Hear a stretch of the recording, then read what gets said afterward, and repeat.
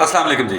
महंगे परिंदों की ज़्यादा से ज़्यादा ब्रीड लेने के लिए हर कोई जो है उस पेयर के अंडे या बच्चे जो है वो फोस्टर कर देता है, यानी कि उसके बच्चे उठाकर किसी और परिंदों के नीचे रख दिए जाते हैं ताकि ये पेयर जो है ये दोबारा लेइंग की तरफ माइल हो और दोबारा जो है मैं इसकी ब्रीड ले सकूं।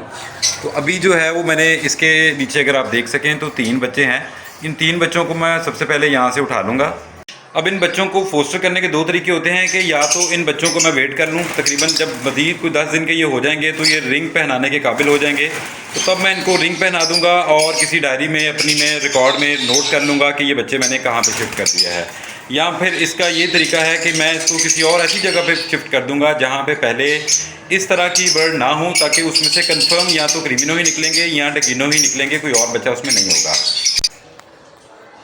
अब ये मेरा एक और पेयर है और इसके नीचे अगर आप देखें तो ये 2 बच्चे हैं, तो इसके नीचे जो है ये बच्चे मैं शिफ्ट कर दूंगा। ये भी 2 बच्चे जो हैं ये रेड आई के बच्चे हैं, ये भी पॉसिबल ब्लू 2 है, इसमें से या तो अल्बाइनो निकलेगा और यहाँ क्रीमिनो या डिकीनो निकलेगा। ये भी रेड आई के बच्चे हैं, तो मैं साइजिंग के लिहाज से देख लूँगा। और ये 2 बच्चे जो हैं ये तकरीबन मुझे इसी साइज़ के लग रहे हैं, तो ये मैं यहाँ से बच्चे उठाकर तो मैं इसके नीचे रख दूँगा। अब देखें तो ये एक ही साइज़ के तकरीबन मेरे पास 4 बच्चे यहाँ पे हो गए हैं।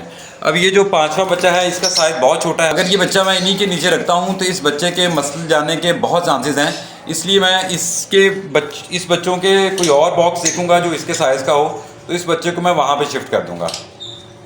ये मेरा एक और पेयर है, अगर आप इसके नीचे देखें तो इसके अंदर तकरीबन 4 बच्चे हैं और ये जो बच्चा है ये मैं यहाँ से उठाकर इसी के नीचे रख दूँगा। तो ये अब तकरीबन एक ही साइज़ के इसके नीचे 5 बच्चे हो गए हैं। तो एक पेयर के नीचे आप मैक्सिमम जो है वो 5 बच्चे रख सकते हैं। 5 बच्चे जो हैं वो एक पेरेंट जो है वो बड़े अच्छे तरीके से पाल लेता है और सभी बच्चों को जो है वो इक्वली जो है वो फीड हो जाती है। अब अगर आप देखें तो इनमें सारे ब्लैक ही बच्चे हैं, तो अब मैं इस बॉक्स के ऊपर लिख भी दूंगा, लिखने के बाद मैं आपको दिखाता भी हूँ। इस बॉक्स के अंदर सारे ब्लैक ही बच्चे हैं और ये इकलौता जो रेड आई बच्चा है ये मैंने इसके अंदर शिफ्ट किया है। तो अब ये जिस पेरेंट्स का बच्चा है वो इस बॉक्स के ऊपर मैं लिख दूंगा, तो रिंग पहनाने के बाद ये मैं अपनी रिकॉर्ड बुक में लिख लूँगा कि ये किसका बच्चा है। तो इसलिए जो है वो मुझे पता चल जाएगा कि कौन सा बच्चा जो है वो कहाँ पर शिफ्ट हुआ है। इस पेयर के बच्चों को मैंने जो है वो शिफ्ट कर दिया है। शिफ्ट करने के बाद ये देख सकें तो उसका मैंने बॉक्स भी चेंज कर दिया है। अगर मैं खोल के दिखाऊं तो ये मैंने इसको नया बॉक्स दे दिया है जिसके अंदर मैंने बूरा वगैरह डाला हुआ, कुपेक्स पाउडर है, इसको धूप वगैरह मैंने लगवाई हुई थी ऑलरेडी, और इसमें ताकि किसी भी जो बैक्टीरिया वगैरह है वो ख़त्म हो जाए। और बर्ड को मैं 1-2 दिनों के बाद जो है वो नई नेस्टिंग देना शुरू कर दूँगा ताकि ये बर्ड पेयर जो है ये दोबारा ब्रीड की तरफ माइल हो सके। और दूसरी चीज़ जो आप अगर देख सकें तो मैंने यहाँ पे इसके ऊपर बॉक्स के ऊपर लिख भी दिया है कि जो 2 बच्चे हैं वो मैंने शिफ्ट कर दिए हैं बॉक्स नंबर 2 में, यानी कि इस बॉक्स के अंदर, और एक जो है वो बच्चा मैंने शिफ्ट कर दिया है बॉक्स नंबर 31 के अंदर, यानी कि इस बॉक्स के अंदर, इस दोनों बॉक्स के ऊपर। फर्दर जो है इन दोनों बॉक्स के ऊपर जो है वो मैं लिख भी दूंगा कि 2 चिक्स जो हैं या 1 चिक जो है वो मैंने रिसीव किया है किस बॉक्स से।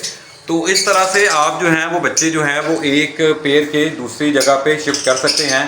और एक टाइम आएगा जब आप उसको रिंग पहना देंगे, जब रिंग पहना देंगे तो फिर उसका रिंग नंबर जो है वो आप अपनी डायरी में या अपनी रिकॉर्ड बुक में नोट कर लेंगे और उसके आगे आप अपने उनके पेरेंट्स के नाम और उनके रिंग नंबर लिख सकेंगे, ताकि आपको फ्यूचर में पता हो कि ये जो बच्चे आपने किसी जगह पे पोस्टर किए थे वो कहाँ पे हैं और उनके पेरेंट्स क्या थे।